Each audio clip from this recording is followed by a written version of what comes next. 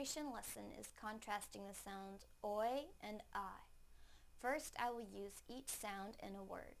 Then I will put the words into a sentence so that you can hear them together with contextual clues. Please listen closely to the differences in the sounds. First, the oi sound in the word point. Point, point. Now the I sound in the word pint. Pint, pint. Now I will use them both in a sentence. Please point to the pint. Please point to the pint. Please point to the pint. Thank you for watching CartoonEnglish.tv's pronunciation lesson. Come visit our website for free lessons, games, and chat. Bye!